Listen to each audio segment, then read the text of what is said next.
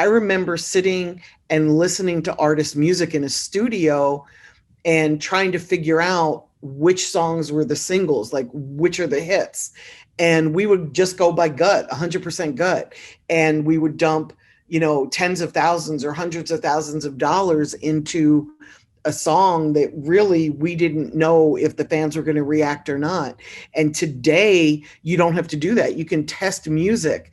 You can put out all of your music and then put the bulk of your budget behind the one that's moving the best on all the platforms. You can go into the dashboard on any platform today, including your social media, and find out who your fans are. You no longer have to guess. You are now listening to the Creative Juice podcast, brought to you by Entrepreneur.io.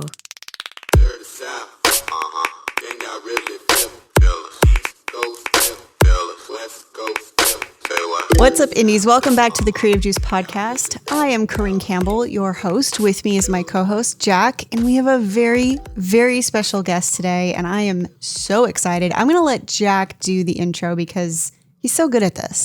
So, Jack, why don't you tell us who is with us today? Let's do it. What's up, Indies? I am super, super pleased and excited to welcome to the Creative Juice podcast, Miss Wendy Day, who is a music industry vet, an artist consultant, the founder of Rap Coalition, an educator, and she has just a ton of wisdom and insight and experience in the music industry, and we are super, super happy and honored to have her on Creative Juice just to share some music industry war stories and some insights as to where she sees the business going.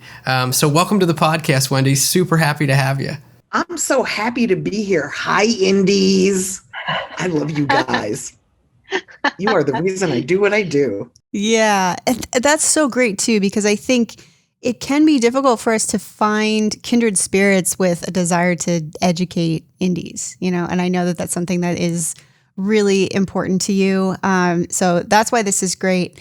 I mean, so obviously those who educate usually have quite a bit of experience. That's the best instructors or teachers to have. So can you tell us a little bit about, your history or maybe some of the things from your career that have influenced you to become one? Absolutely. And I think one of the most important things as somebody that teaches is you've got to be doing it currently, because this changes so quickly. It really changes like every 6 months or so. And if you're not doing this successfully and you have a track record of success and it's a continual track record of success, you could really be misleading people and taking them down a wrong path. And that could get really expensive and really bad very quickly. So I started doing this 29 years ago, and I started as an advocate for rap artists. Rap is the music that I've listened to since the 1980s. It's what matters to me. It's my passion, and it still is today. And I've seen it go through so many changes from when I started Rap Coalition until now. And in the mid 90s, I started this in 1992. In the mid 90s, I noticed that just pulling people out of bad deals, which is what Rap Coalition was set up to do, wasn't enough. I realized that getting people into good deals was equally as important. And in order to get into a good deal, you really need to have some impressive leverage. And I started helping people build leverage. That's how I started creating independent artists and independent labels, was helping people build the leverage from Eminem to Cash Money to Twister to David Banner. Just so many people that I helped get to the point where they could get advances of multi-million dollars from the major labels. And around 2005, when 360 deals came into vogue, I realized that I could no longer in good conscience do deals with major labels. So I had to become very indie focused very fast. And that still holds true today. Like, my goal is not to get people to a point where they have leverage to get a deal, but to help them stay independent and collect the lion's share of the money. And Little Donald's probably the best example recently of artists that have been able to become millionaires that I've worked with that have become millionaires and been able to, go and get a gold record and build an actual independent record label based off of their independent success. Yeah, that is incredible. I mean, okay, there's so many things I want to unpack with that. I mean, because we talk about that, right? Indies are always looking for a manager, for a label deal, for all of these things. And, something that I think we find a lot is that there are a lot of people who are doing the hard work, but perhaps do not have this kind of leverage that you're talking about. And we're constantly talking about how artists need to look at what they're doing as a business in order to get that leverage. So understanding how to sell your stuff and garner your own fan base and all of those things. Otherwise, and how to actually make money, because so many people do this for the fame, they don't monetize. And what's the point of that? Like, if you're just going to do it because you're going to fanboy or fangirl out, that's just crazy to me. Like, you've got to really monetize this and make money with your music. Right. And that's what brings around the career. So, okay, there's so much here. Okay. So when you are talking about leverage, obviously that term, and as well as like how it applies, as you've talked about, as long as you've been doing this, that has totally changed. The scope of that is not the same thing now as it was, in the 90s. So how, with what you're seeing right now, which will be different, not long from now, what do you think are the things that indies should be concentrating on when it comes to developing leverage? I mean, what is the definition of that to you? And today it's so much easier than it was in the 90s. Like, the internet has changed everything, right? Not only can we go direct to consumer in order to build an artist buzz and to make money with their music, but the research and data that we have now is amazing. I remember sitting and listening to artist music in a studio and trying to figure out which songs were the singles, like which are the hits. And we would just go by gut, 100% gut. And we would dump, tens of thousands or hundreds of thousands of dollars into a song that really we didn't know if the fans were going to react or not. And today you don't have to do that. You can test music. You can put out all of your music and then put the bulk of your budget behind the one that's moving the best on all the platforms. You can go into the dashboard on any platform today, including your social media, and find out who your fans are. You no longer have to guess or wait until you're booked for shows and then look out into the crowd to see who's there. It's so much easier today than it was in the 90s or even in the 2000s. And a lot of artists, need to just really understand what tools are at their fingertips, how to best utilize them, and then how to best put out their music using those tools to reach the fan, the end of the road, the fan. Right. Absolutely. Wendy, you mentioned when like the advent of the 360 deals started to come around and you started to see that the leverage especially for indies, start to shift away from, seeking out major label deals or seeking out, big advances from record labels and more looking towards, the independent spaces and, outside sources of finance and things like that. What was some of the tilt in terms of what indies needed to be looking for, or what kind of shift in resources or thinking needed to be approached to take that route?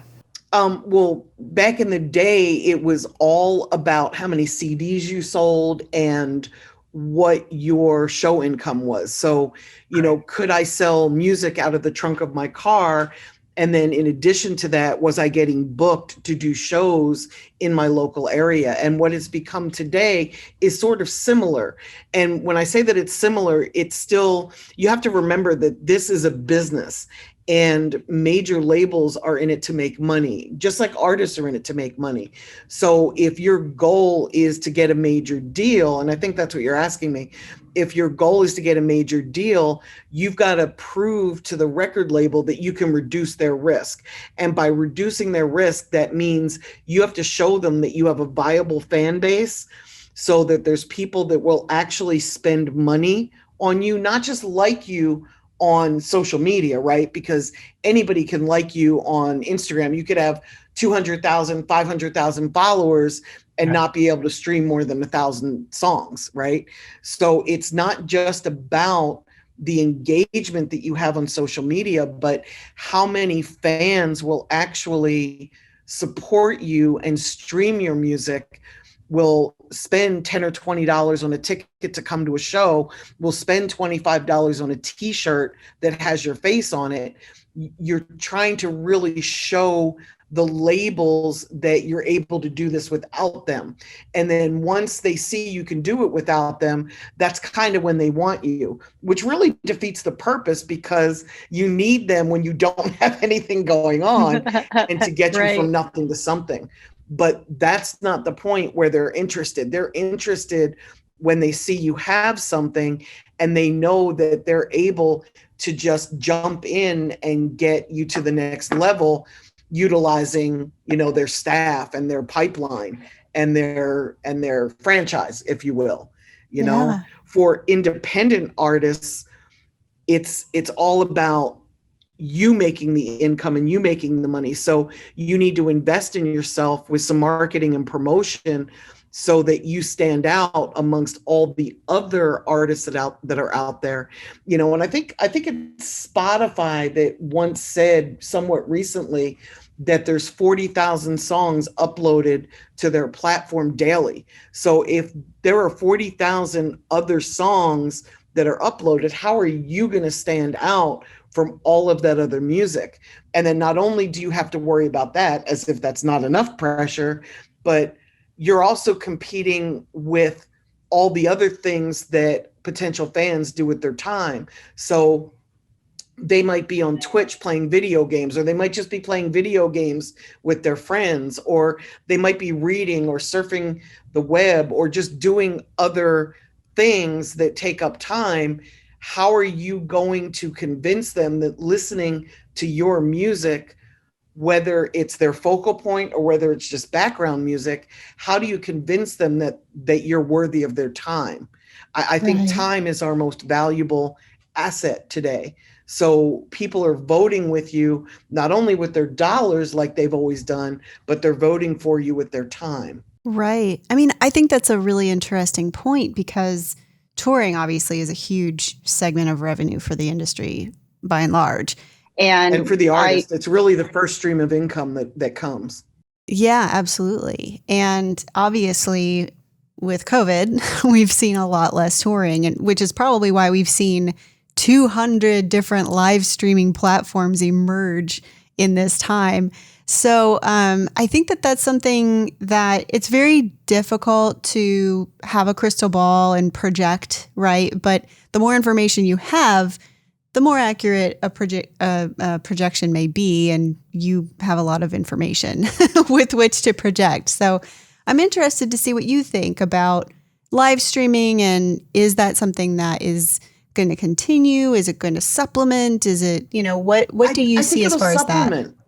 Mm-hmm. I think it'll supplement. I think that live streaming is always going to exist because we have now learned that we can be a little bit lazy and we don't have to get dressed up and go to the club in order to see a show. So there are plenty of people like myself that are very introverted who will really enjoy just watching a live stream.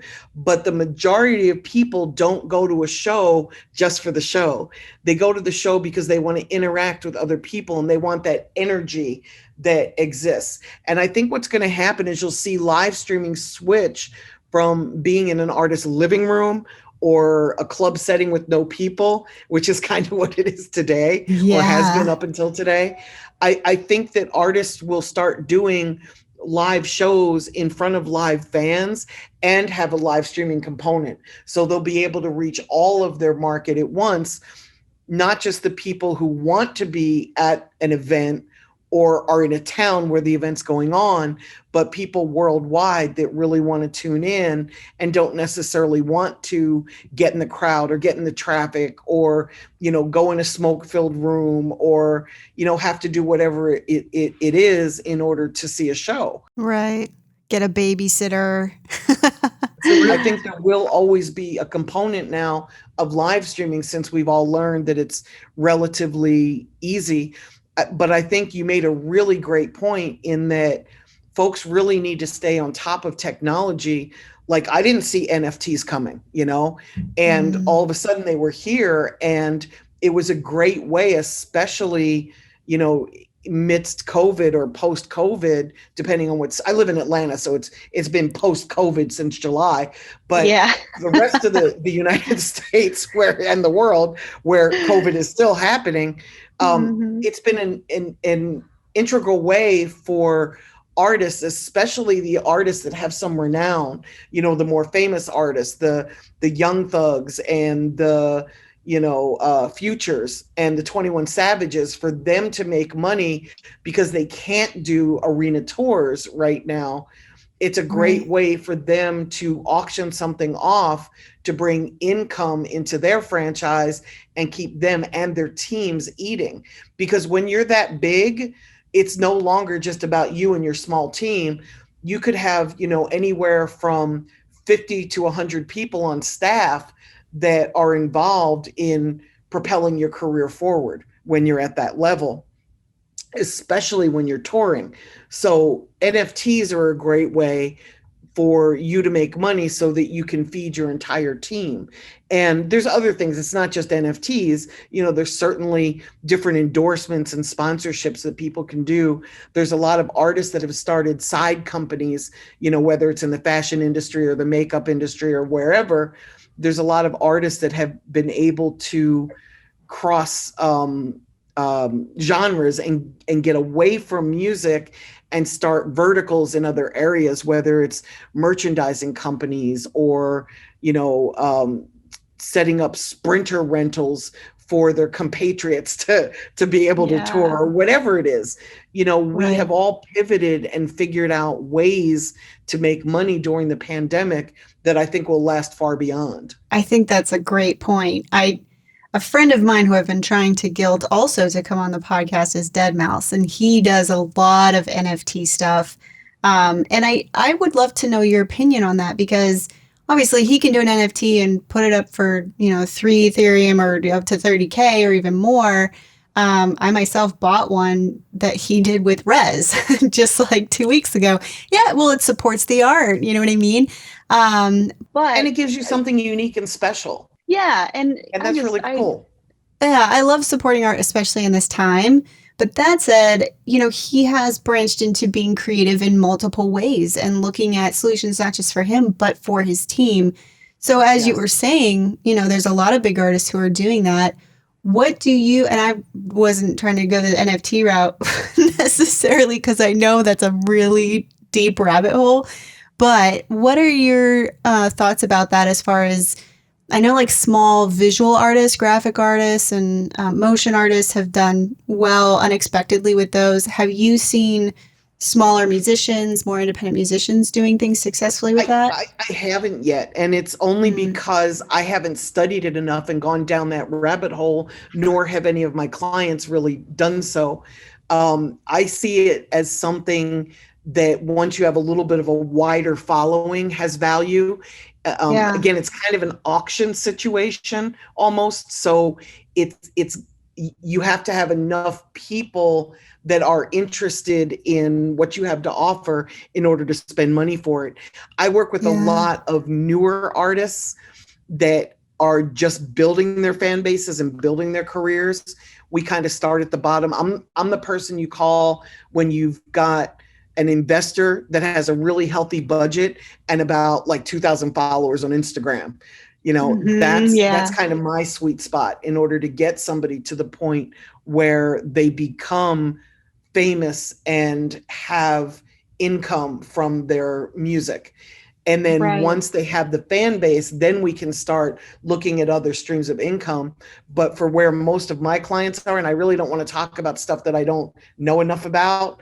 So I'm Yeah. going to leave that to another one of your guests to discuss, but just know that it is a stream of income for the folks that were losing money because they couldn't tour. It's kind of a nice pivot for them to make. Absolutely. Yeah, I think when I think about NFTs, I think about crowdfunding in a very similar way, which is the command of attention. You know, Paris Hilton, I was actually in a room on Clubhouse when Paris Hilton was talking to, you know, Blau and a bunch of other NFT, you know, champions that were earlier in the biggest blow up that happened this year about it.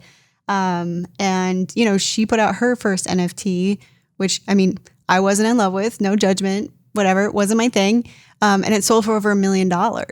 And I know it auctioned for over $1 million. And so I think that there is a very direct relationship between the fame and command of attention. And I think, you know, we've discussed crowdfunding on this podcast as well. And it's like, are you going to be able to do that from scratch, especially without a lot of marketing budget? It's going to be difficult, you know?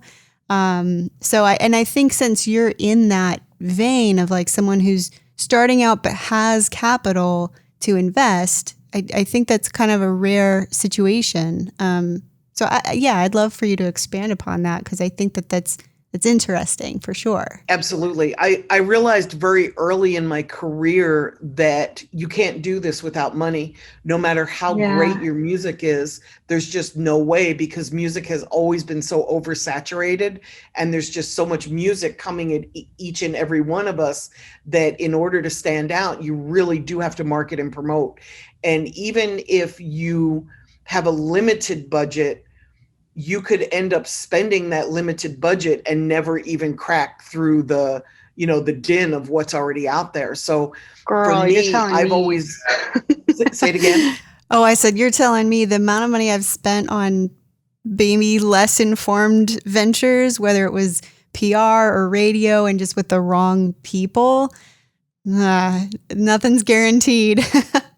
Even with the right people, you know, if you're not doing it in the right order, you could really lose. Like, you can't be an artist. Like I just mentioned, the people that have like maybe 2,000 followers on their Instagram, they can't just hire a publicist and expect to get placements. It doesn't work that way. You've got to really build up a movement and have something that blogs and media want to talk about before you can have any success. So you could have the best publicist out there, but he or she may not be able to get you the look that you want. They might do a great job for somebody else who's a little bit further ahead.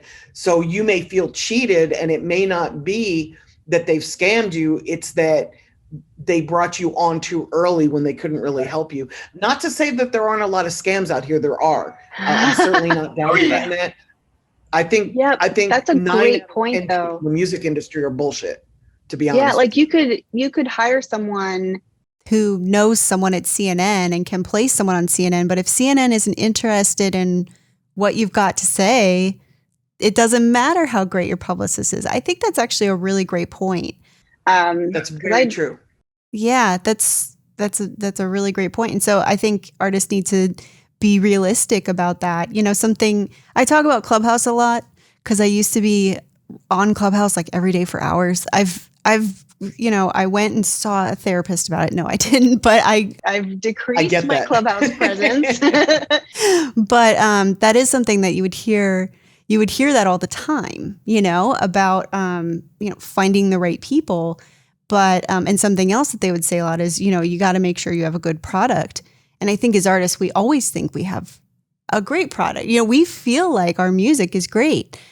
So what do you recommend? I mean, there's a dire need for us to be objective about ourselves, about, is our story unique? Is our music great? Is the image whatever? Is it catching on, most importantly? Yeah. So how do you think an artist can, if they're independent and they're trying to figure that out, what's a good way for them to kind of self-evaluate, to be more objective about where to invest what they have? I'm really big on testing music, and this might be because I'm a little bit older, so I'm aging out, or I have aged out of the demographic by decades. But what I do is I test music, and we test it with Facebook ads, we test it with Google ads, we test it with YouTube ads. And I know this is kind of right up your guys' alley for what you do. And this is, one of the ways that I met you guys was it's an amazing way to see a reaction. So let's say I have 5 songs and I make 5 basic black and white content videos of me rapping my song. That's a really scary thought, by the way, but me rapping my song in the studio. And I'm not putting a lot of money or effort into the video because I don't want the video to stand out. I want the music to stand out.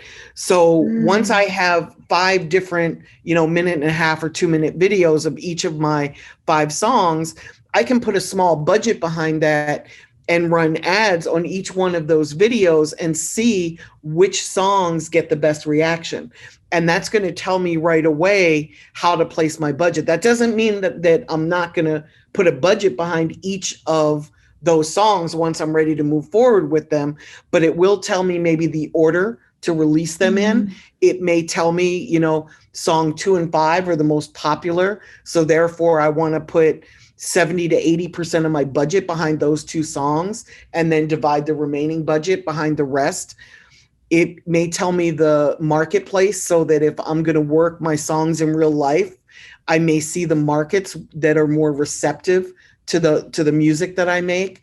I may learn that more women than men like my music, or more men than women, or, I'll learn a lot from doing this.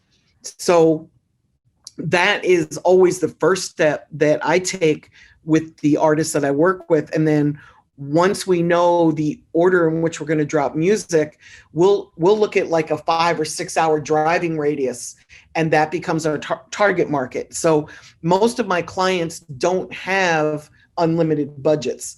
Most of the people that I work with have budgets of around 150,000. And I know that that's way more than most of the people that are watching this. So if your budget isn't quite that large, you may want to scale the market down. So maybe instead of hitting a 5 to 7 state area, you'll start with like 2 or 3 cities within your own state. And you'll start building up your fan base. And that's the goal, is to build the buzz, build the fan base, find the people that are willing to stream your music and spend money on seeing your shows and spend money on your merchandise. They're the people that you're looking for. And once you find them, you want to engage with them directly and almost like create a one-on-one conversation with each and every one of those people as effectively or as efficiently as you can. It gets a little harder when you get up into the thousands of fans or the tens of thousands of fans. But in the very beginning, you want to be as engaging as possible. And you want to make sure that those people are really supporting you and really on your side and really enjoying the music that you're making. And you're going to get feedback from those people. They're going to tell you what their favorite songs are and what the songs mean. And if you're an artist who makes like a lot of different types of music, this is going to help you hone in on the exact lane that you should be going after, because this, after all, is a business, right? You're making music because you love it and you enjoy it.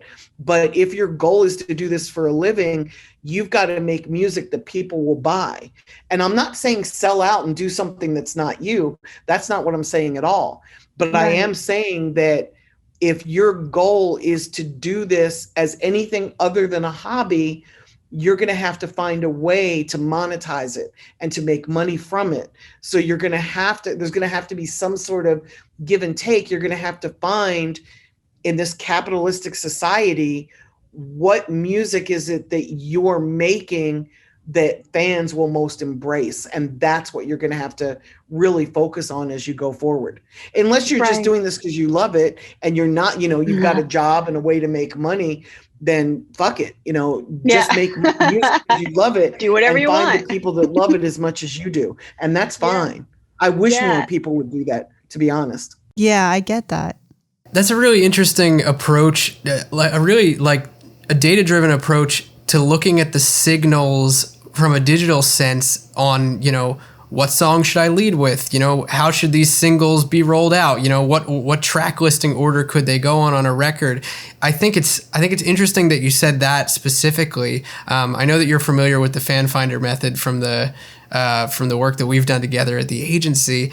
I think one of the big questions that a lot of indies get hung up on is like, oh, well, I've got a music video. I've got 3 music videos from before, which one should I lead with? What should I run traffic on first? I like the approach that you mentioned of like, if you're working with a blank slate, you're kind of in a great position to really start just letting the market feel out, letting your market for one feel out like, or finding your market first and then feeling out like what they dig and what they don't. And if you're working with, backlogged content, then test it. I think that's a hard pill for a lot of people to swallow. Not only do we test everything, but we A/B test individual things to make sure that we're giving each individual thing a fair shot. Sounds like marketing to me. I like it. Sounds like marketing. Good old marketing. Great. I actually had a question for you on that same piece, because you were talking about testing these different songs, and I know, especially bigger artists, but even, a lot of independent artists, they look at Ariana Grande, they look at Bruno Mars, they look at Eminem, and they're like, okay, the way they're doing things, I need to simulate that. But that's you can't, standard. because they're already famous. They're already Right. on. You've got to look at what did Eminem do in 1996 before he was Eminem.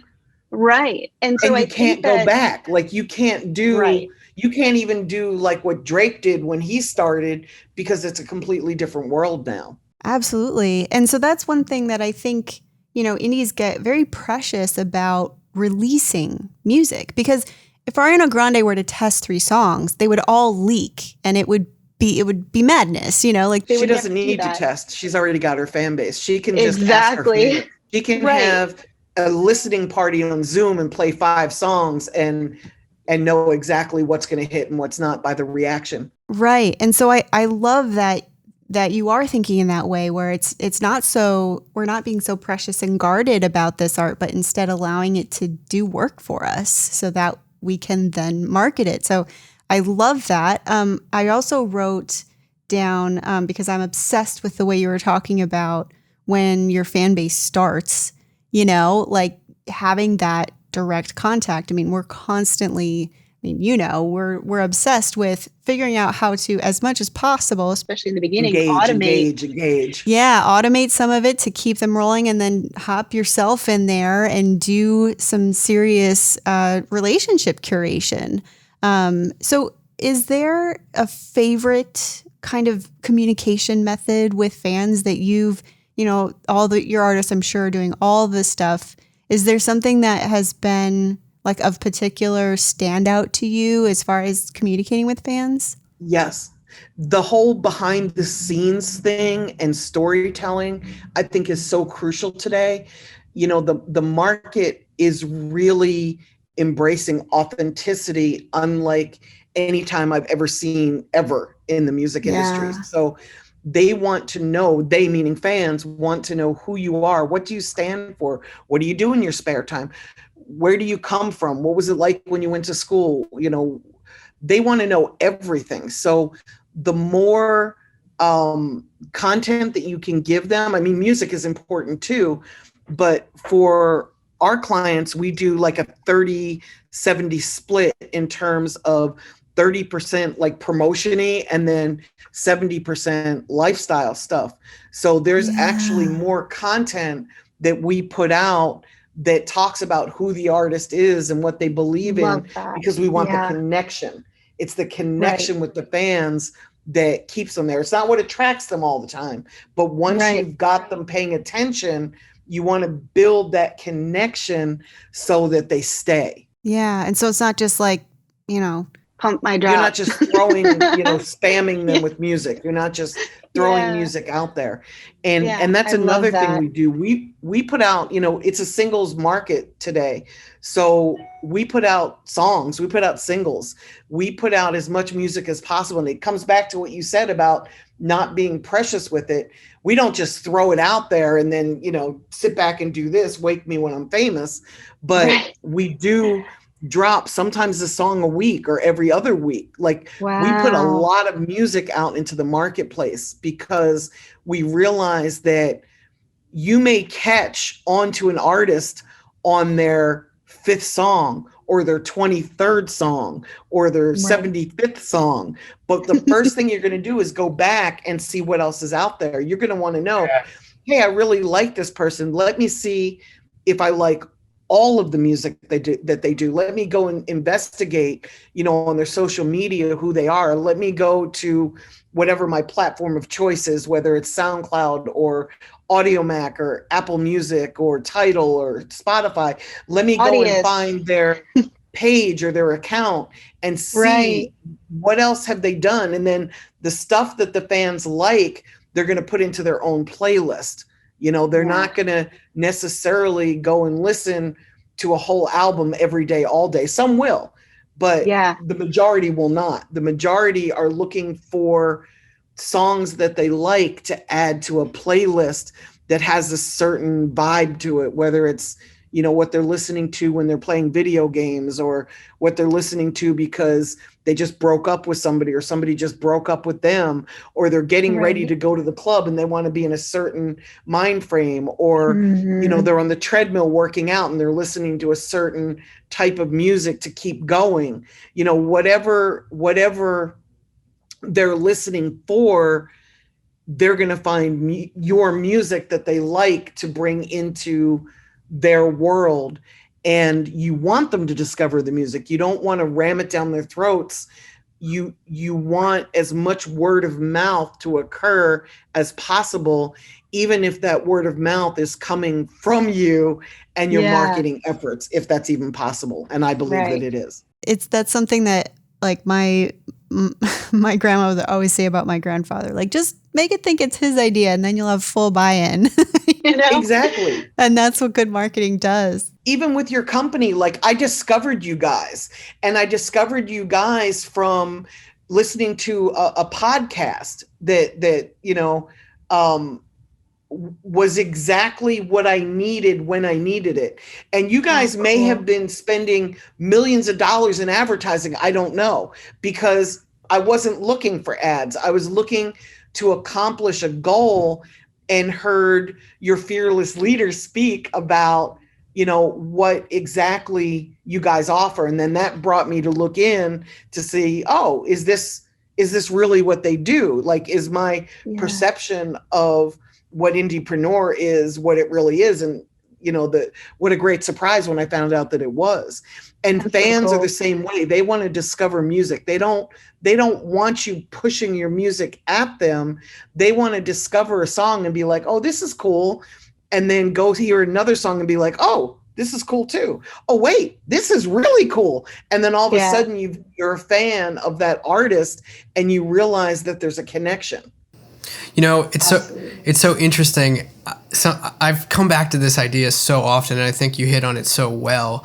The idea of having, your own backlog of content, your own Netflix that a fan can binge when they find who you are. One of my favorite artists is John Bellion. And when I first found him and started listening to him, I dug into hours. It had to have been hours of his, behind the scenes studio content, just consuming it on YouTube, listening to a song, then looking for the behind the scenes studio version of it to see, how he created the track. How did he make it? Who was there when he made it? What was going on in his head? Like, what's the song really about? Yeah, exactly. And I think you hit on it so well in saying, like, it's not about withholding the content. It's about having it out there. And, for each and every fan, they're going to consume at the frequency and the pace that's right for them. For them. Exactly. Yeah. Yeah. I love that. And that's okay.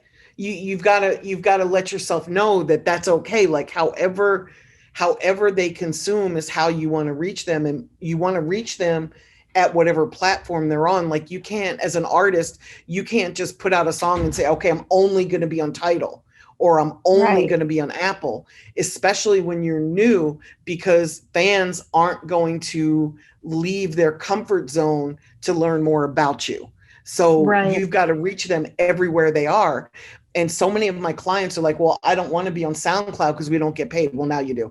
Or we don't want to be on AudioMac because, we don't really get paid. Or we don't want to be on TikTok because we don't really get paid well. Or we don't want to be on YouTube because they pay the least. Well, what you're doing is you're focusing on cutting people out. And I realized that, early on, I said, you got to monetize this. So there has to be some sort of balance.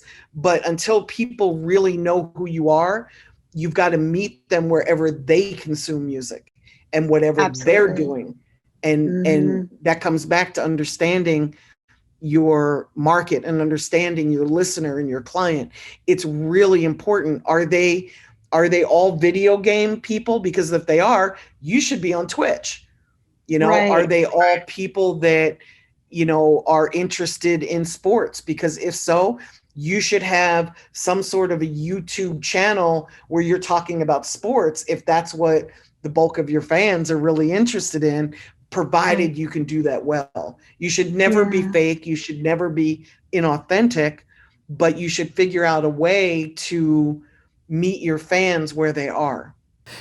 I think something that's fascinating here is the fine line between allowing your fans to, have their own path to discovery, but also allowing you to program a path for your fans to follow, and determining when and what are the right pieces of content to withhold for, say a subscription purpose or a monetization purpose. That's a hard sort of balancing point. It is hard, but if you really understand your fans, you're going to understand what to release, when to release it.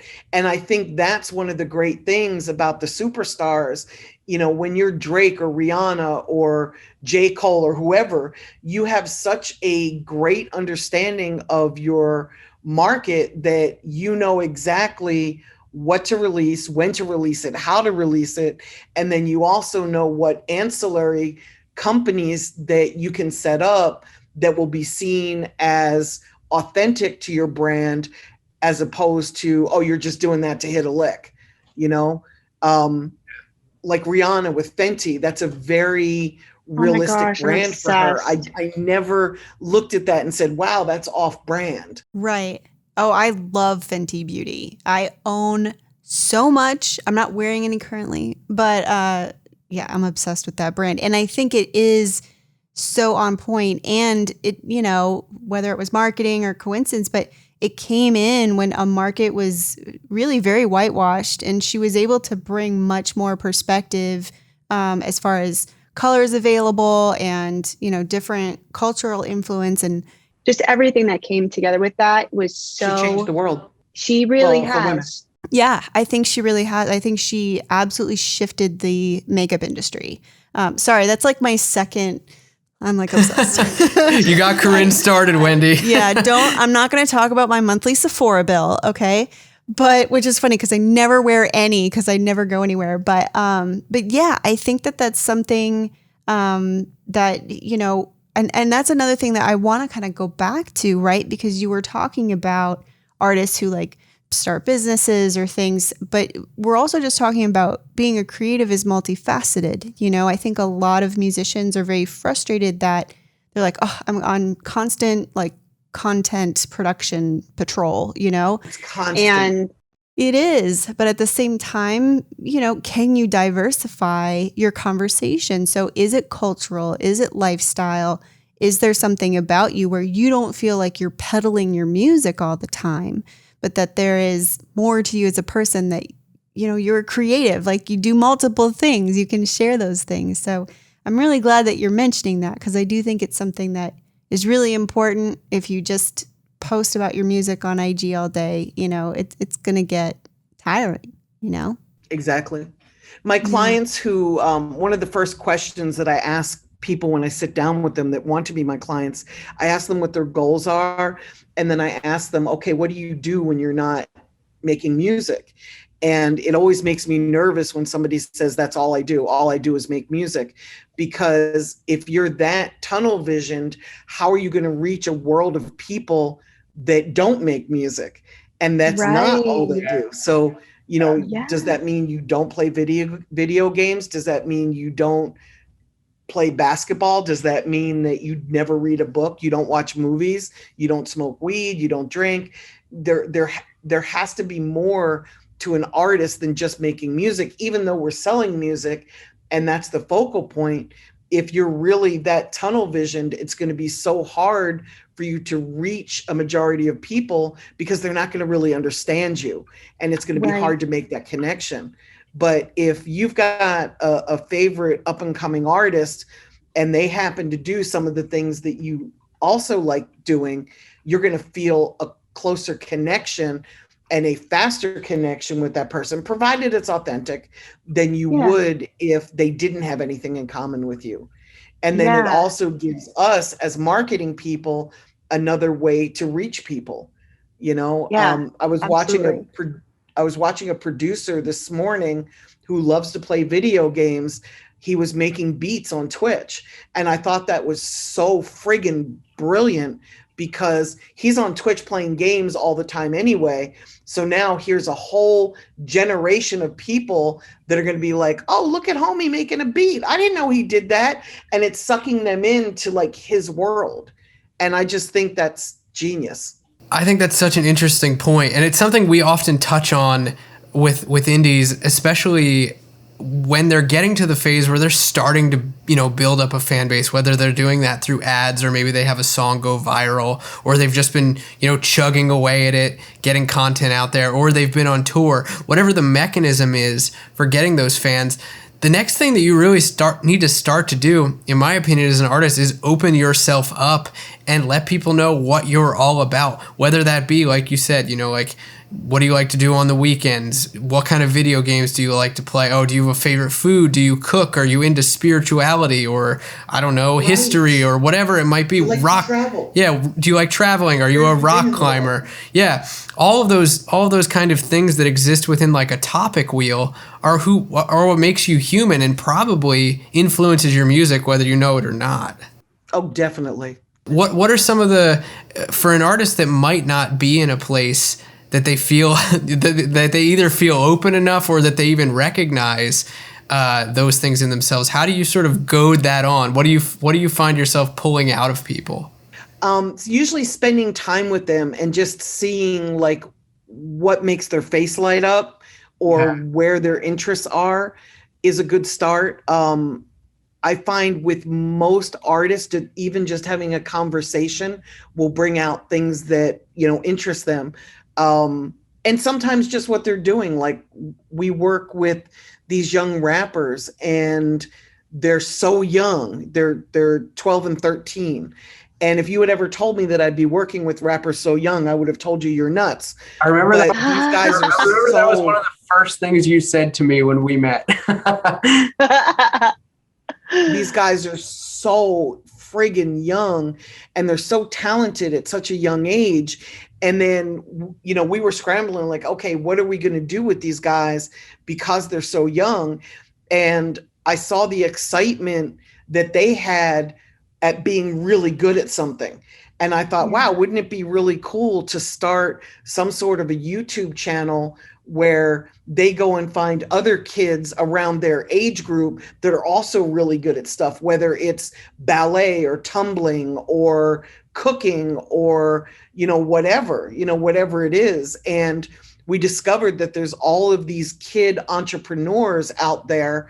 And wouldn't it be cool to have one place set up where they could all sort of display what they're good at? And we're in the process now of building a YouTube channel for them to showcase all of these other people under 16 years old that are great at what they do, especially the ones that are starting companies, because here are these two 13-year-olds that are really running their own record label. Like, At 13, I was playing with Barbie and Ken. So it's a little hard for me to even have a concept of running the companies that I run today at 13 years old. But here are these kids that really are, for all intents and purposes, making decisions about careers at 13 years old. Right. It's just amazing to me. Yeah, and that's just one example. Cool. Yeah. It's funny because I went through this struggle last year.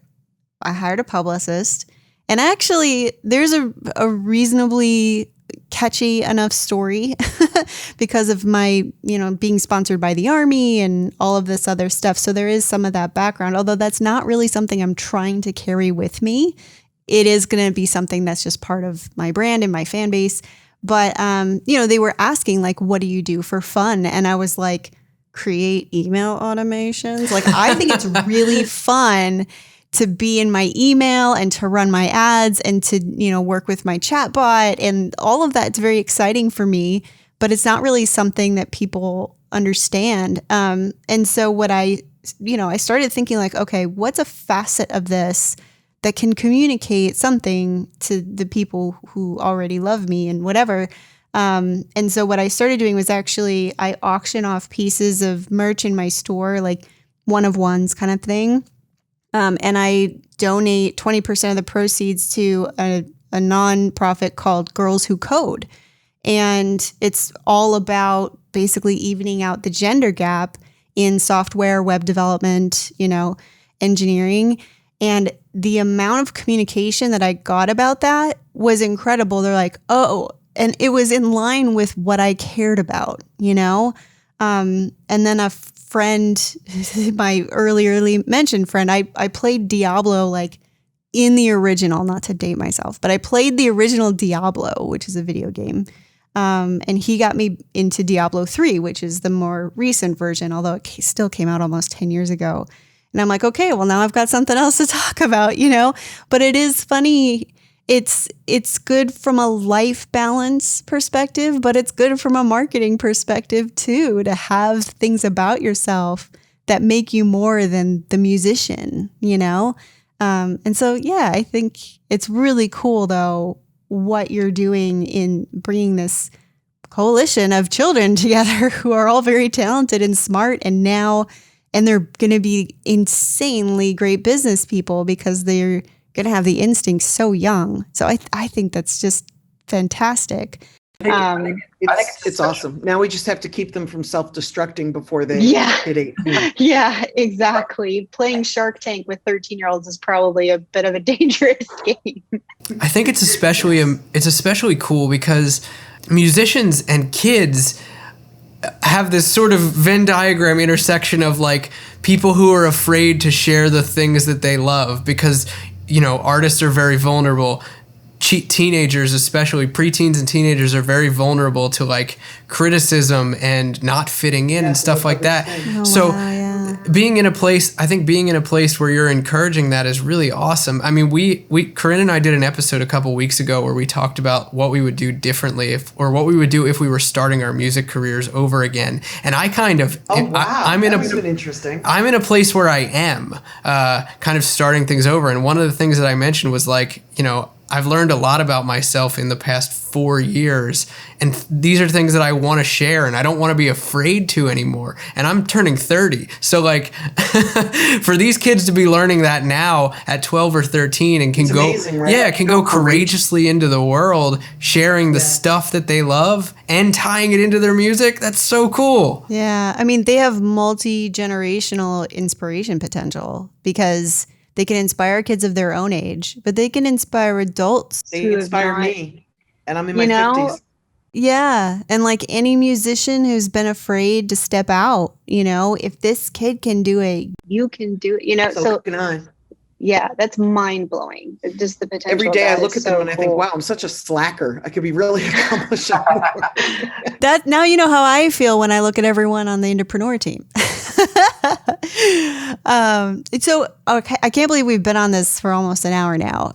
But I want to give you an opportunity to share anything, or any message or anything that's important to you to share with our people. Cause I just think, you're constantly bringing so much value to the industry. I mean, everyone I talk to who's worked with you is just blown away. And so I want to give you an opportunity to say anything that you want. Anything at all. Been like really what we're talking about here, talk about, somebody that has like one lane in life. Like this is it. We're really talking about what I'm passionate about and what I do every day. And the hardest part is actually there's two hard parts. One is getting people to understand how this really works, not how they think it works, but how it really works, because they're usually two different things. The way that people think that the music industry operates is not really what it takes. You kind of have to start at the bottom and grow.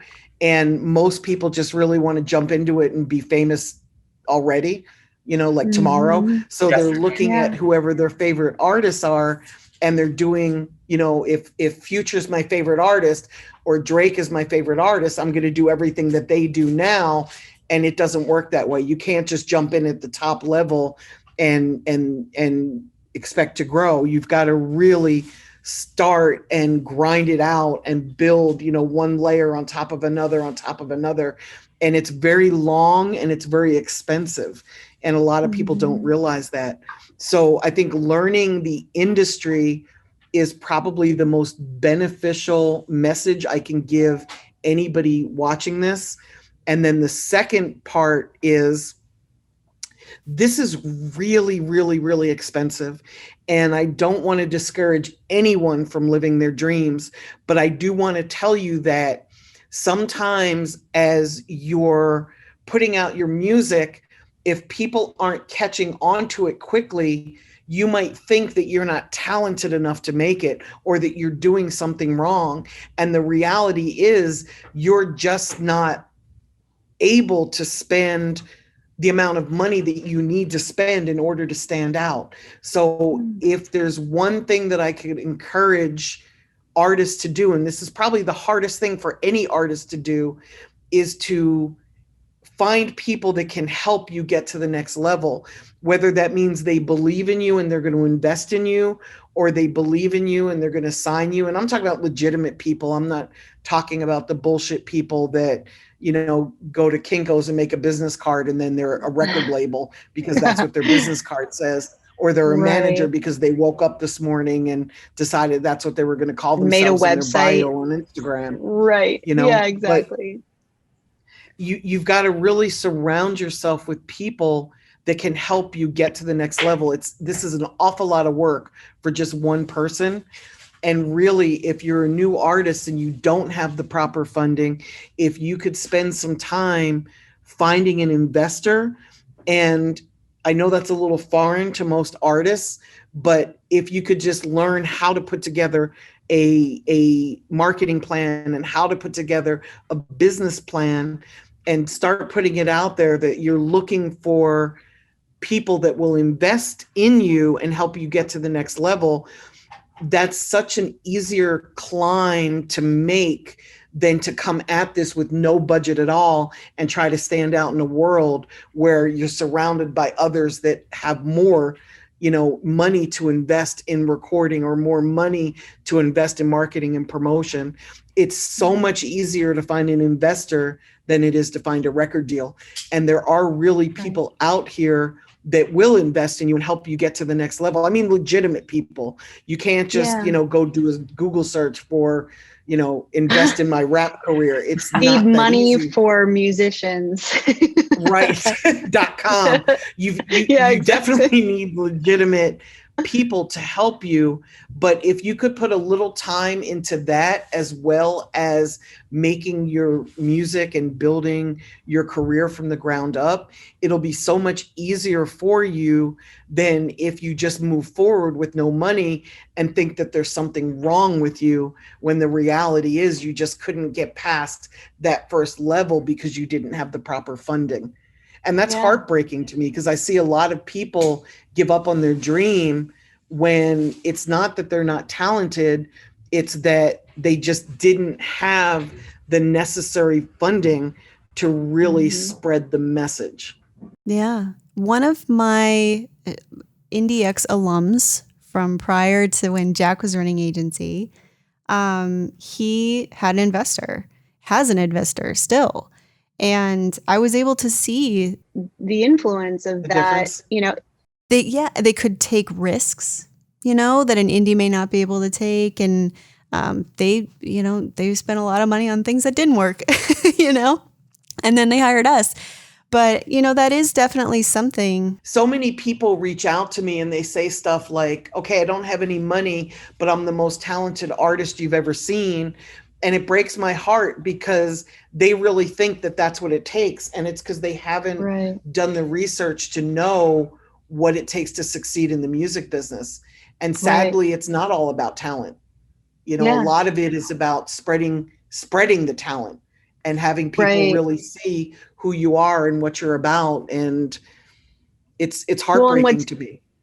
Yeah, I agree. I mean, I think what was interesting to me about that particular artist is that he's very talented and very charming. And, there's a whole bunch of that going on, but he also created he wasn't getting rich off of it, but he had a viable business. And so he actually did have some business sense leverage so that, so he could go in and kind of Shark Tank it with this investor and be like, look, I don't have enough money to put my coffee maker into Bed Bath and Beyond, like they do on Shark Tank. I don't have that, but I do have kind of like this alpha stage development. And proof of concept. Exactly. Right. And I can so I do prove think that it works. I can prove that people like my music. I just can't do it on the scale that I need. Yeah, exactly. And so it's interesting because it's bringing us full circle around, but it's exactly to the point of, if you aren't at a place where you have found an investor or have this capital, you want that leverage so that you may negotiate those things, whether you're looking for management or a deal or an investor or anybody. The more that you have that proof of concept, the stronger you are. And I do have some free videos. This is kind of a shameless plug, but it's free. No, please do plug anything you have. I do have videos on all these topics for free for any artist that wants to put in the time to do the research. And that's at youtube.com/thisiswendyday. So the information is out there.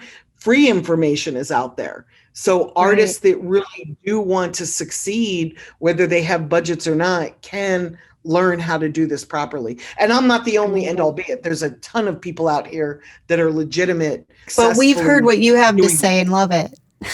So we're going to make sure to put that in the show notes for this episode. Do you have any other words for us? Otherwise, I think I just need to go. If anybody has questions that they need answered that we didn't answer today, they can go to wendyday.com and they can access me through my website. They can see exactly what it is that I do.